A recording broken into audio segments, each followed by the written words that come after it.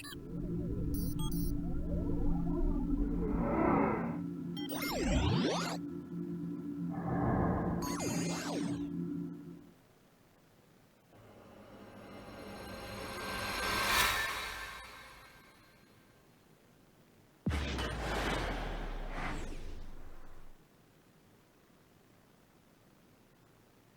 following content is not intended as a substitute for professional medical advice, diagnosis, or treatment. Always seek the advice of your physician or other qualified health provider with any questions you may have regarding a medical condition.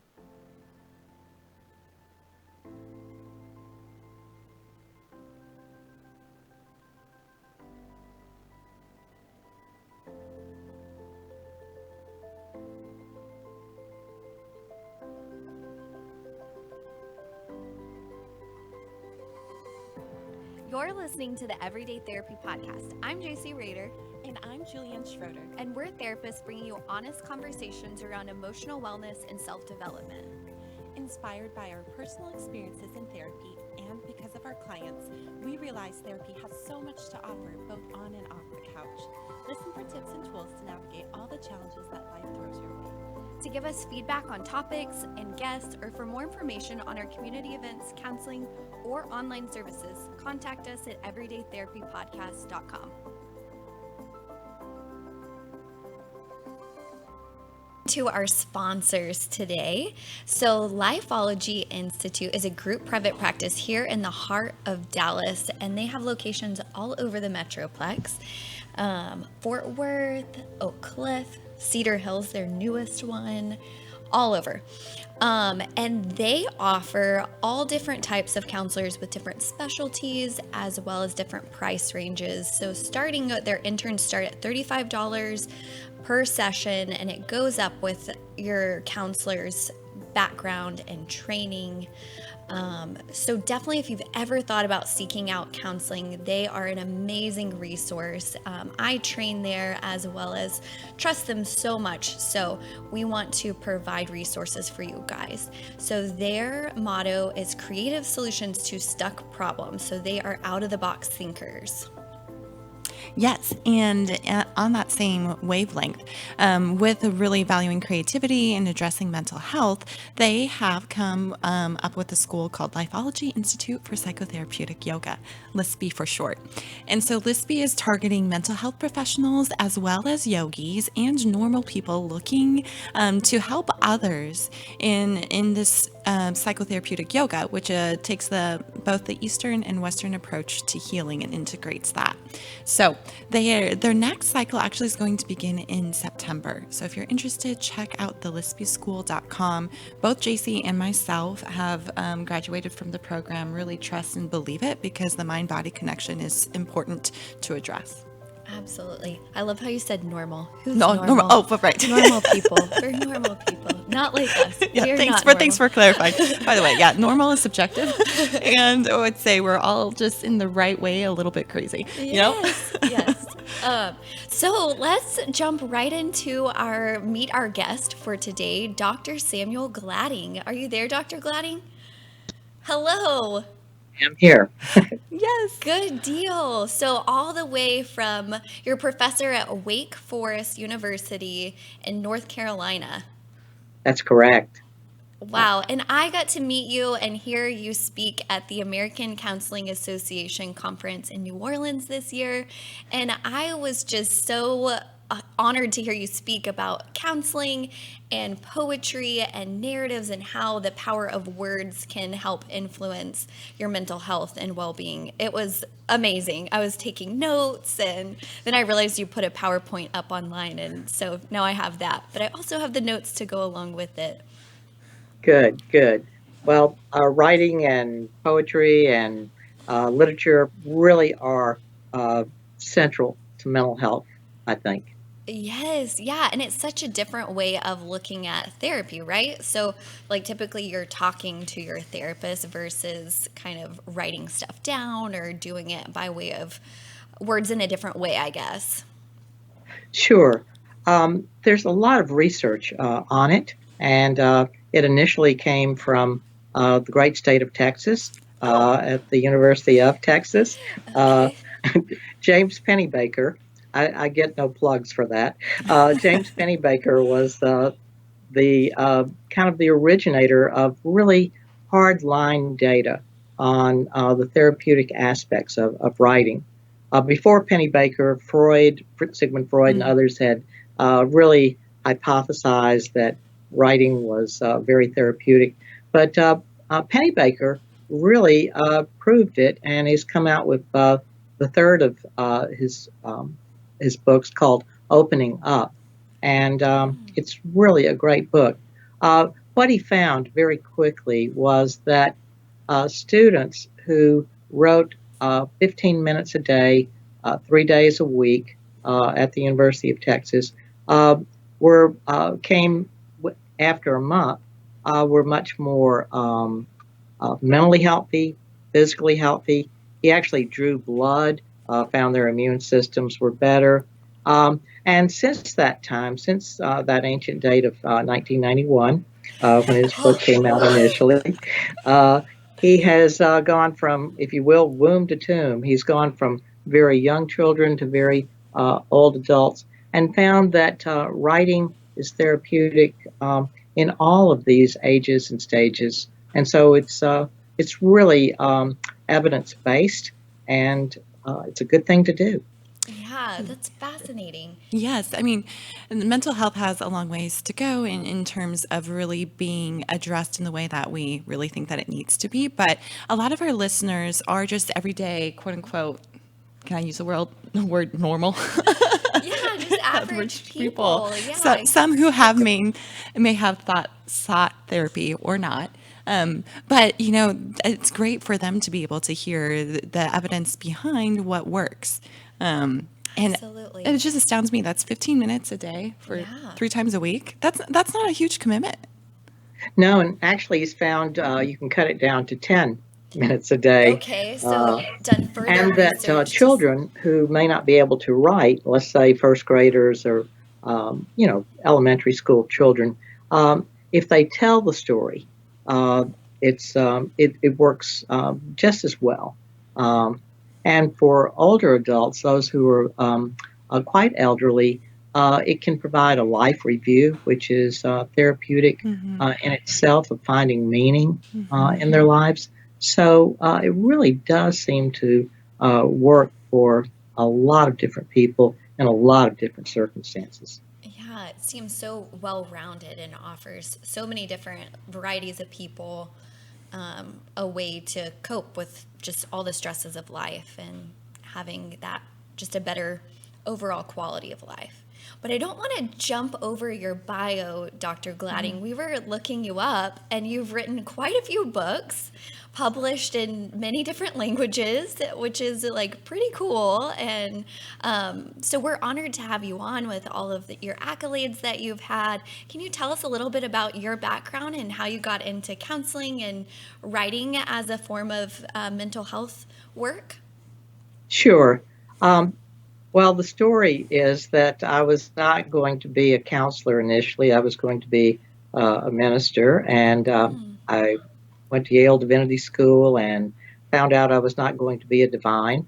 And so, in my 20 something angst, I stopped by and saw my undergraduate dean and talked to him about my angst. And he said 5 words to me that kind of changed my life. He said, "Why don't you try counseling?" And what he meant was, "Why don't you get some counseling?" And I'm his assistant. And here you are. Why don't you try that as a profession? And I did, and I loved it, and have been in the field since. Uh, I'll be brief. I started out in a very rural mental health center in North Carolina, and was kind of seeing people that nobody else would see or wanted to see or that they couldn't afford to see. And basically, I found two things that kind of changed my life and hopefully changed their lives in some ways. And that was one, I found that just taking clinical notes, while it's important, good, and necessary, it was there were other things that kind of spilled over And so I started writing a bit of poetry, and I won't say it's in the class of Robert Frost or anyone else, but it was therapeutic for me because it kind of summed up what was happening in the sessions. The other thing I found, though, was that my clients, those who were into writing, really seemed to benefit from journaling, from writing in between sessions. Um, what it did was it made their thoughts that were just kind of bouncing around in their heads much more concrete, and they could see what was happening in their lives rather than just try to grasp here and there something that they really didn't have a lot of knowledge about, or couldn't seem to put down very well or speak about it very well. So, Yeah. yeah, that That's may be more than you ever wanted to know. Yeah, no. I love hearing that. I remember you talking about, writing your clinical notes in poetry, and which for our listeners who are not counselors, that's very non-traditional and very unique as a counselor to kind of write clinical notes in a different way. So it seems like you found that that was helpful for you through writing, and then also seeing your clients journaling and doing their own writing exercises. There was a benefit there. And then we have the professor from UT who did the research to kind of sum it all up.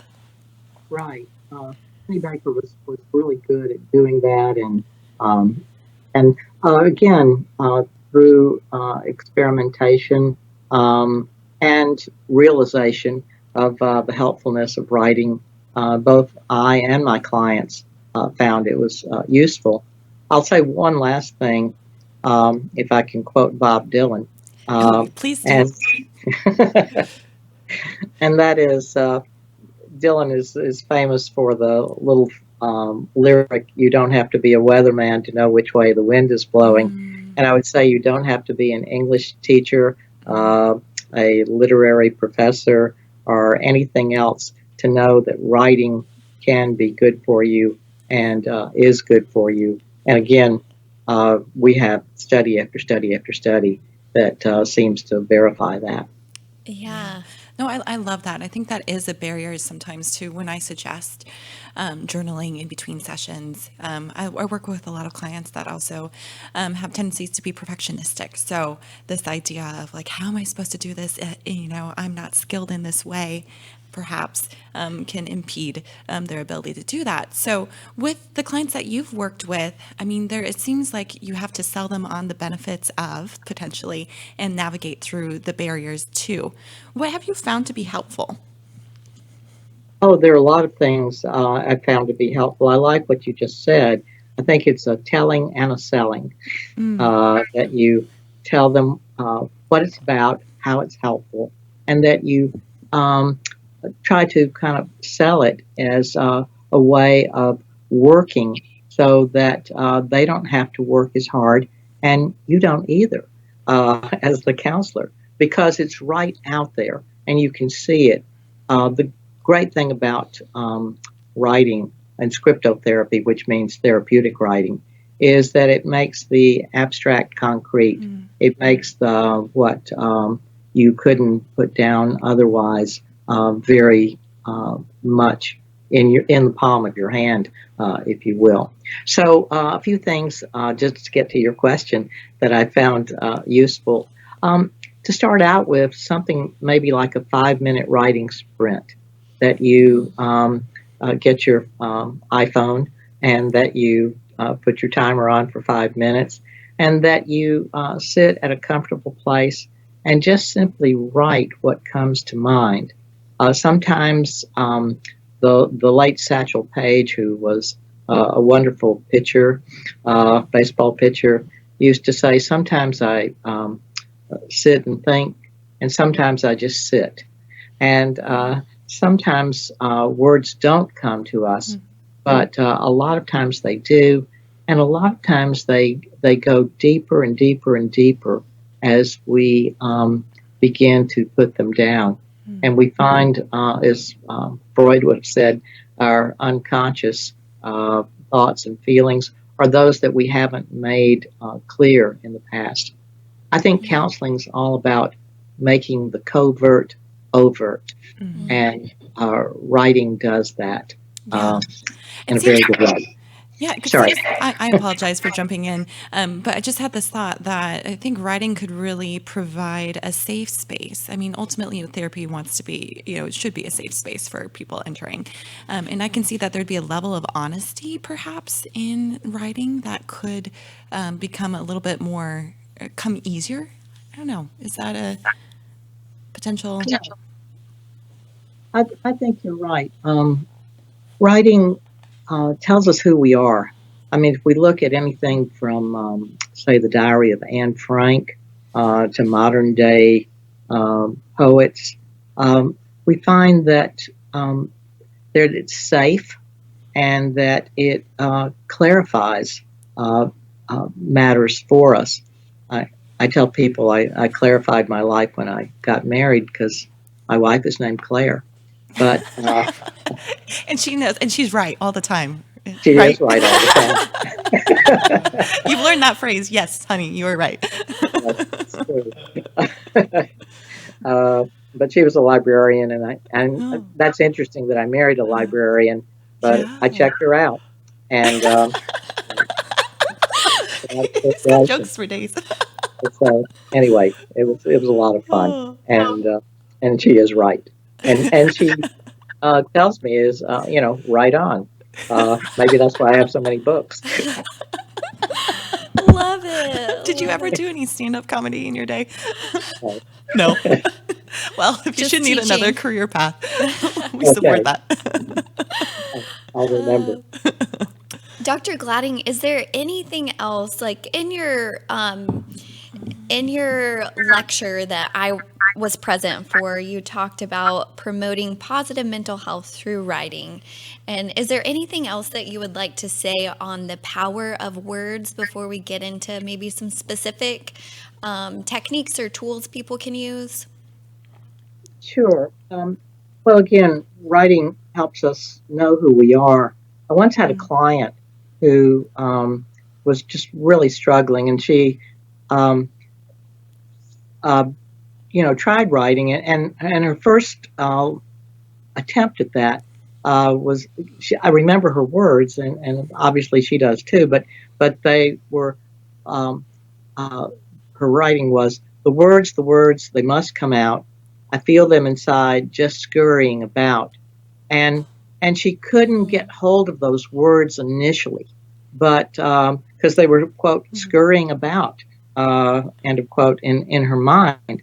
But as she wrote things down, she began to see who she was uh, and realize more of who she could be. Uh, and that's one thing writing does. It helps us create a new story about our lives. And when we create a new story, then we can be a new person. The old Chinese adage, if you can see it, you can be it. And writing helps us be it. It doesn't mean that everything we write is going to come about. But again, if we don't have that dream, if we don't have that vision, uh, things don't come about. We just kind of are like a boat drifting on a lake or an ocean. Yeah, absolutely. Yeah, writing, like you said, can provide clarity and focus. And it just makes sense. I mean, I think most people have heard the idea that when goals are written down, there's like is it about 46% chance of actually reaching those goals, or even more than that? Don't quote us on that, Okay, I but don't know. I'll have to look back at that. Yeah. yeah, it's more tangible, it's more concrete, and it's just like by the research that you're talking about, Dr. Gladding, it's just so powerful. So writing helps you understand who you are and be who you want to be. I love that. I love how you describe that. And you talked about like a 5-minute it almost seems like a free form, just like writing. And your client, it sounds like she kind of had to build a muscle to be able to write and, be able to tap into that. And is there, what are some other kind of techniques that you've used with clients that have been helpful, or you teach counselors to use with clients? Sure. Before I get there, let me just say that if you're, whether you're a client or not a client, um, writing can help you. And a stream of consciousness type of writing, pretend you're William Faulkner or James Joyce or someone else who writes in that style. Um, it begins to uh, edify you, if you will. I think that's a word. It begins to make you realize more of who you are. So let me go to the question you asked, and that is some other techniques. Uh, One of those is righting the wrongs, if you will. Oh, I Uh, love this one when you talked about it. It's like, so all of us have had things in our lives where it didn't pan out the way we hoped, or we were slighted, or we were hurt, or we were disappointed. That's part of life. But sometimes people kind of hold a grudge, kind of put it close to them, and they never seem to get on with their life or get over the slight or the hurt. And so righting the wrongs is basically taking some time, and on occasions you can do it fairly quickly. On other occasions, it takes considerable um, effort and time. But it is looking at what happened, trying to see it kind of like through a camera, if you will, or a video, and then looking at how you felt, trying to have some kind of uh, perspective on the person or the event that occurred, like you would with a camera. But then, most importantly, writing out what you learned from that about yourself, about the situation, and finally, if all goes well, when you're doing that, you can begin to forgive yourself, you forgive the other person, put it in perspective. Even if you don't quote forgive, and we do know that just like appreciation, forgiveness is a pretty good thing to do, especially with ourselves. That can help us again get over it, get through it, get around, not just get around it, get over it, get through it, move on. In the words of Michael Jackson in The Wiz, everybody wants to ease on down the road, and you that's know, true. yeah, if you don't write it out, you're probably not going to ease on down. Yeah. Well, I know for me, the reason I got so excited about hearing that technique was I have a tendency to ruminate and just kind of let things roll around in my head. Being a more sensitive person, I think me and Julian both identify as more sensitive people. That's why we're in this field, right? Yeah, So it's, yeah, so that was really helpful for me. It kind of felt like a dump just to like get it out of my mind, and then I don't have to roll it around and chew on it, and it doesn't have to be stuck with me in a way. sure. I know one of the things that you've said earlier, and that's all very true, is that more people are stuck than they are sick. They're stuck at looking at the past, and of course, unless you're in reverse in your car uh, or walking backwards, most of us aren't going in reverse, and we're going forward, or we're hoping to go forward. But if we get stuck on ruminating, if we get stuck on procrastinating because we've been ruminating, we just really are not going to be the person we could be. Um, we may function, but we don't we won't function at a higher level or the highest level we could. Absolutely. So talking about righting your wrongs, I just think about gratitude, and you talked about writing out your rights. Can you explain that a little bit? And is that the same as like having a gratitude journal, or are those two things different? I think they're cousins. Um, Cousins, yes. uh, and writing writing the rights, if you will, is looking at things that have gone right in your life, and um, certainly a gratitude journal is one of those types of writing that helps us be grateful for what happened in our lives, for people in our lives, for events in our lives. Um, Writing the rights again is very much similar. It's just taking time to not just maybe thank a person or appreciate a time, but to just it's like digging a well. It's going deeper. I realized that uh, when I went this far, this happened, and um, how the event snowballed. I'm mixing metaphors here, but how it Love it. did something more than it just seemed like on the surface. Uh, so, um, and again, it's very similar to Yeah. Wow. I feel like whenever I do write, like I try and do a gratitude journal, there's so much research showing that that does help improve mood and all the things that, it changes your perspective. And we've talked about that before on the show. And with the gratitude journal, I'm normally very quick and I just write down like one or two things. And your analogy of digging a well, of like really getting in deep with like that's going on that is right. Because as humans, it's normal for perspective to just kind of direct towards the negative. It's protective. It's very human of us to do that. sure. Well, you could even compare it to a spider web. Here's another metaphor, but that here's the event, or here's the person, and uh, this happened, that happened, this happened. I mean, usually it's multiple things that happen to us after good events. Um, um, if you well, I'll just use myself for a moment. I mean, I got married, and good events. I had 3 children, and good events. My wife knows I like coconut cake, and has given me many a slice. I mean, I'm being silly there, but Yeah.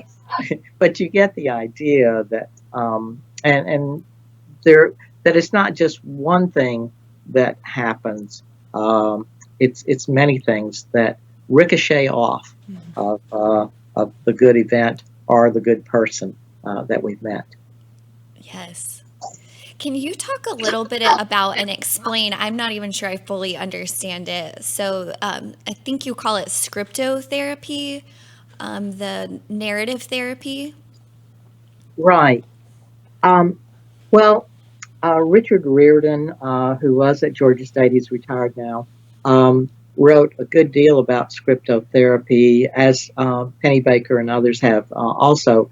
But it's it's basically kind of what we've been talking about, in that when we're stuck, we begin to write, and it if we're writing about a particular thing, again, we get deeper on it or in it, and again, it makes the covert overt, and it makes things concrete where we can see it and read it and appreciate it. Let me say this about scriptotherapy, that when you write, and hopefully most people will or do, but when you write, don't just write and figure that's it. Go back and reflect. So if I'm writing one day or 2 days in a row, I'm going to use the third day. Let's just say 2 days in a row. I'm going to use the third day to reflect. on what I wrote. Because if we don't reflect on it, we usually don't grow as much. Um, it's like catharsis if you write initially. There's if you have catharsis, that is, if you're screaming into your closet. Let's just say most of us don't do that, hopefully, but if we did, because our shoes would get scared. But if we did, it would only do a limited amount of good. So expressing those emotions is good. It's good. But then what I learned from it, how is equally important, if not more important, and that's where the reflection comes in, and even writing about the reflection can be even more therapeutic. Take us to another spot. Sure. Yeah, I've had some clients who really respond well to journaling, and some of them will go back and to be able to affirm their progress and the integration of what they're learning in therapy and applying in their life. And that can be really helpful too, especially, to that point that we always look at the negative and, see that there's so much more to do. I can see how looking back could also help affirm our growth and our progress. Sure.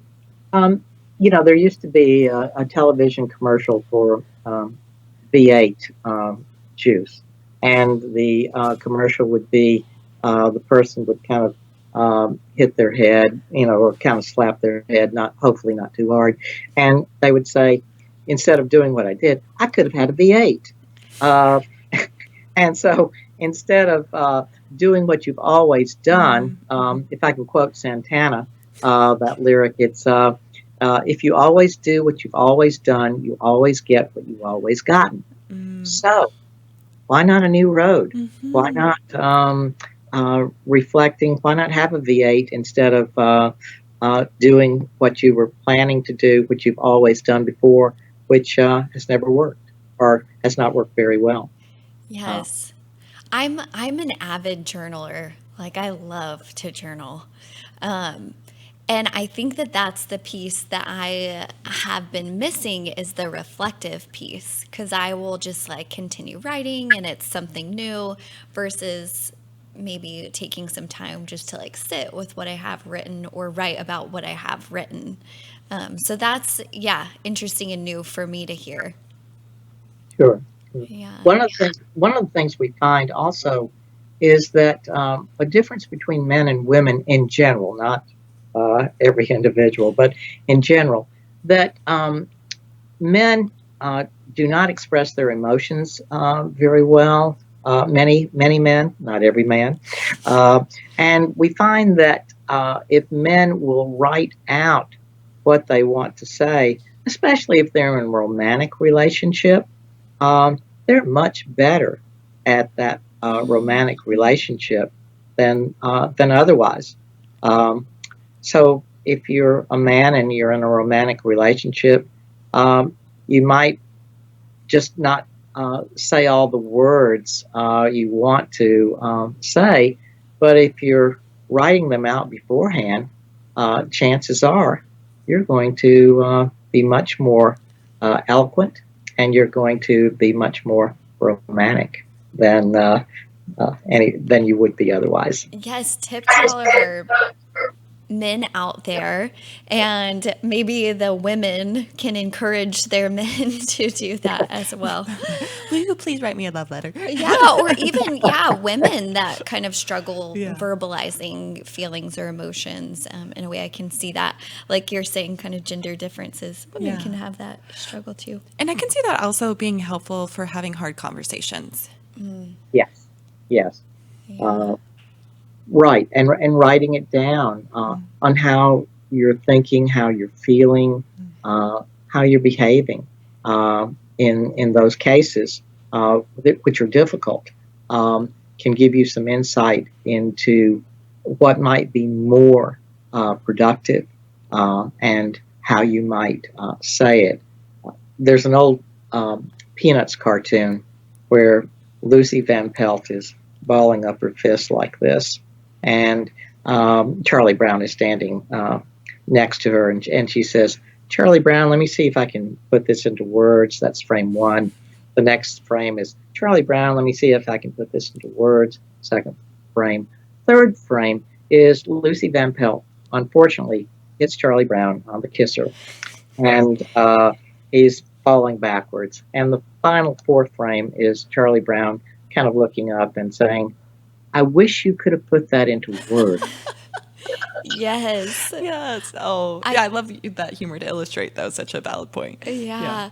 I was recently listening to a podcast with John Gottman, and he was talking about how when him and his wife are, and so John Gottman, for our listeners who aren't, don't know who that is, he's a researcher on marital relationships.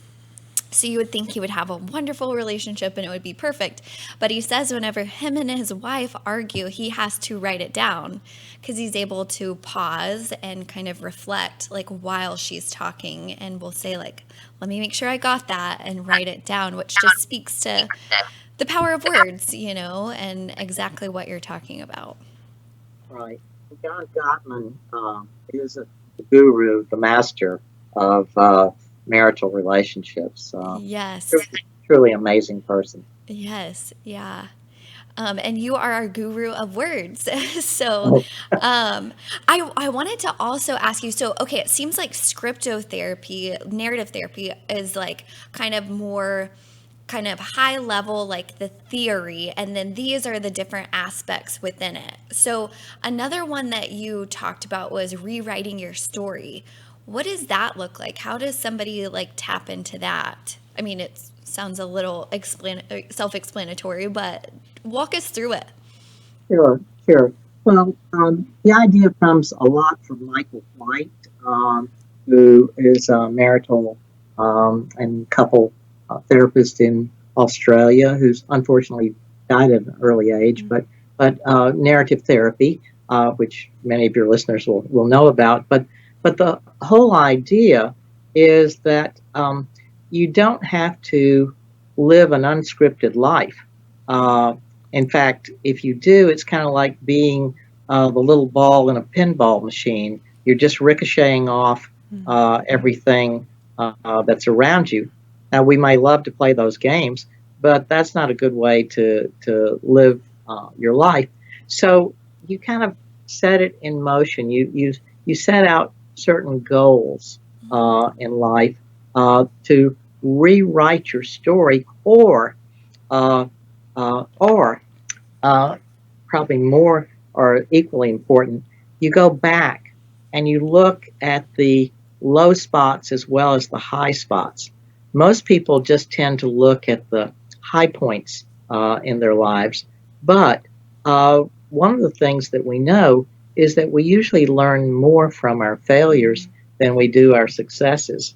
And so rewriting your story so that it's not a tragedy, so that it's not something that just brings you down. I didn't get this, but I learned that. I learned, and you can just fill in the blank of what you learned. And it enabled me to do something else. I'll give you an example because examples are always good. Yeah. So I go in for a job, and I think I'm the best qualified, and I don't get it. And so I could be really sad about that. Excuse me.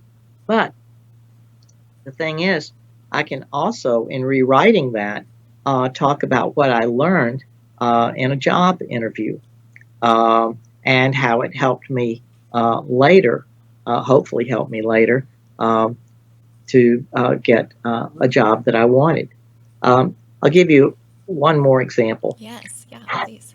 I once was applying for an editorship of a journal, and I was the only candidate. And I went in and I interviewed, and You're like, I've got this. I didn't get it. Odds are in my favor, but no. A non-candidate was the person who got the editorship, and I thought, well, what did I learn from this? And one of the things that I have to smile about now is that while I was disappointed, and that's understandable, I also learned that life is absurd at times. Yeah, I can attest to that. Yes. Yeah, that Yes. we can't always predict it, and we Yeah. can't always predict other people. But again, we can rewrite our lives to uh, uh, basically highlight what we've learned and how hopefully it has helped us move on in our careers or in our personhoods. Yes, I can so relate to in certain times being able to do that, just kind of mentally off the cuff, like this happened to me. Okay, this is what I learned, and moving forward. And then in so many times, again with the rumination and just allowing it to like kind of get stuck in that feeling of failure or whatever it is, and not being able to get out of it, and seeing how helpful like having an actual sit down like some reflective time to write about it and try and learn from it or change my perspective about it. So I really like that as a technique as well, Dr. Gladding. Sure. Yeah. Well, I think writing helps us, if I can use this metaphor, get off the merry-go-round of life, that we're just going round and round and round, and move forward. Uh, Yes, a productive way to navigate life. Yeah. right, Yeah. right. Absolutely. Well, Dr. Gladding, you are a wealth of information, and we are so thankful. And And I know, jokes and yes, yes, jokes and metaphors. I mean, I've just got to go quotes. back and write some of these down. Do you have any books that our listeners might be, or other resources might find helpful? Sure. Well, again, I am not on commission for James Pennybaker, but I would definitely recommend his book, Opening Up. If your viewers or listeners want some other things, there is a neat little journal called the Journal of Poetry Therapy, um, and it's been out there for quite a while. And it's not just about poetry; it's about writing and scriptotherapy and bibliotherapy. And so I'd certainly recommend that. Um, have another journal, and it's the Journal for Creativity and Mental Health. And again, a lot of times this journal has uh, good articles on writing as well as other creative arts. And so I'd recommend that. The editor is right now is Thelma Duffy at the University of Texas San Antonio. So uh, for all the good Representation. Texans out there, she's there. She's a wonderful person also. And then I'd probably be amiss if I didn't uh, say, "Hey, here's a good book for creative Yeah. art." Yes, Creative absolutely. Be proud of arts. that. Yes. Yes. Yeah. I Yeah, was hoping you would. yeah. Creative I know the Arts and author. Counseling by Samuel Gladding. Right, Yes, right. I so appreciative of all of those resources and definitely want that last one. But it's been such an honor having you on our podcast and just hearing about scriptotherapy and your life, personal life examples, and just all the information. Again, just a wealth of information. So, so grateful to have you on today. Any last words for our listeners? Well, right on. Uh, Yes, keep it short and simple. Yes. All right. Thank you again, Dr. Gladding. my pleasure. Thank you so much. Yes. Take Okay. care. Bye.